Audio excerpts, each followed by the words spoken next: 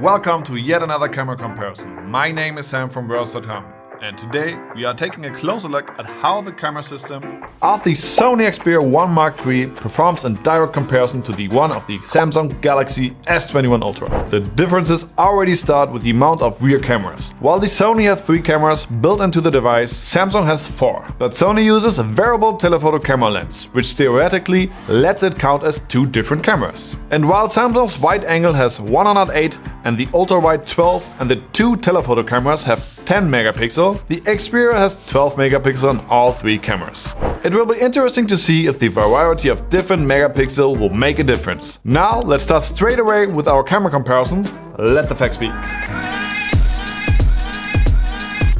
Let's dive right into the camera comparison. What you see right here is what the ultra-wide camera on both phones looks like when set to 4K 30 frames per second. The first thing that catches the eye is that the Galaxy is a lot sharper and also shows more details than the Xperia. The Xperia looks like a softening filter was applied, which leads to a loss in details. Another big difference is the color rendering. While the Galaxy looks very close to nature with good levels of saturation and contrast, the colors of the Xperia appear too oversaturated. This gets very obvious when focusing on the leaves, but the red of my shirt is also kinda off. Besides that, the images of the Xperia also lack contrast, which creates a very flat look. Let's go a little bit closer by switching to the wide camera. Now we certainly see an increase in sharpness on Sony's side, but compared to the Galaxy it still falls behind. Nothing really changes when standing still. So the soft effect seems to be intended, or at least it is not a focusing problem. The different approaches in terms of color management get really obvious again. In 2.5 times zoom, the Galaxy maintains its sharpness, and the Xperia maintains its unsharpness? No.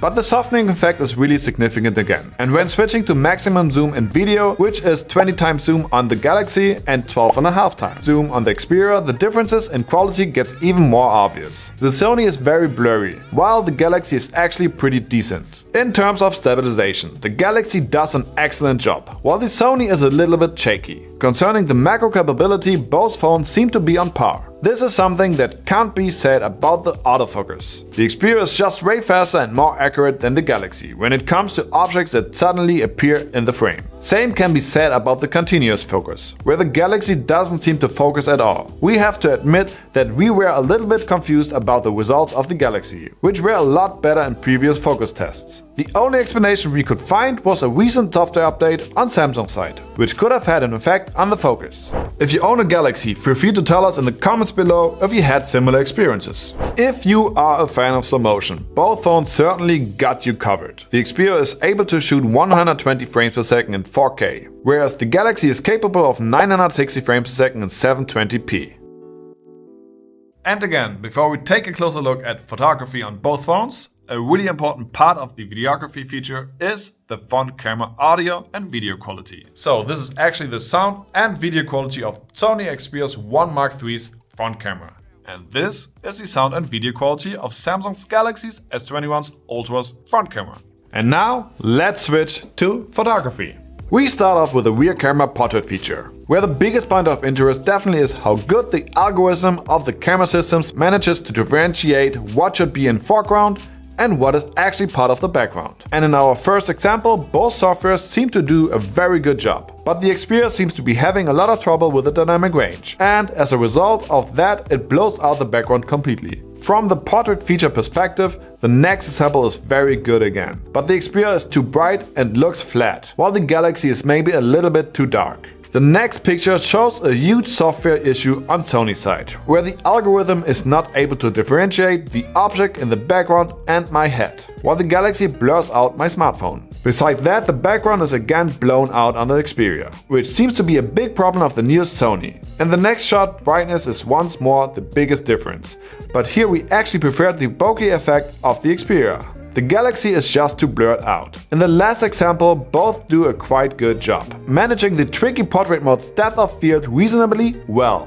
Now let's check out how the front cameras are handling the portrait mode. The field of view is of course a bit different, with the Xperia going for a wider angle. But if you ignore Sony's problems with the dynamic range, which hopefully gets fixed in future updates, both pictures actually look quite good. This can sadly not be said about the next two examples, where Sony's algorithm seems to struggle. Right here it has problems with the leaves behind my left arm, and yes, of course, it blows out the background again, which I guess I'm going to try to ignore from now on. And in the next shot, the software actually felt all around my body contours. Left arm, right arm, left side of my head. A lot that is supposed to be softened isn't. The Galaxy on the other hand does a great job in all shots, and it shows its competitor how this feature needs to be dealt with.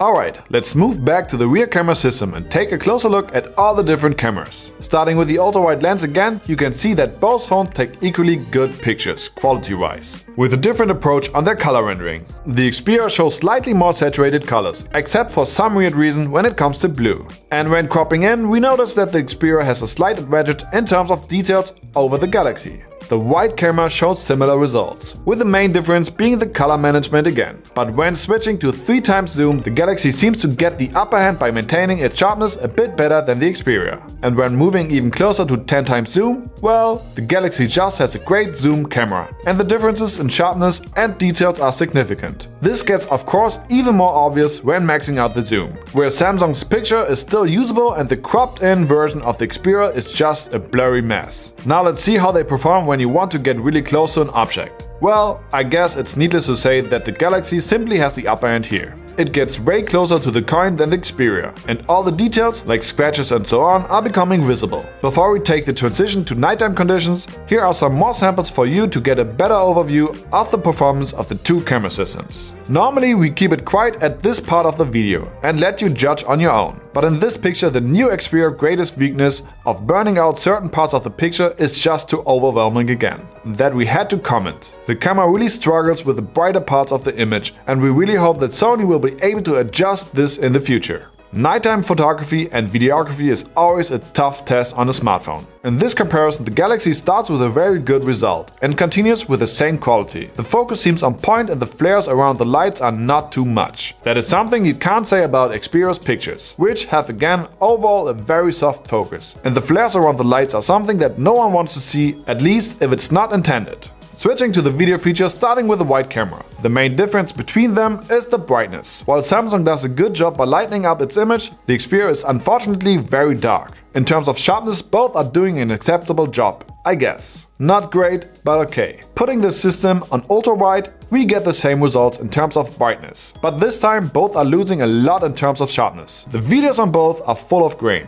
In the end, we hope that we were able to show you the most important feature that might help you to decide which of the phones you would rather get. If so, let us know in the comments below which camera you'd like the most. And as always, if you enjoyed this video, feel free to hit the thumbs up button and subscribe to the channel. Till then, take care and see you in the next one.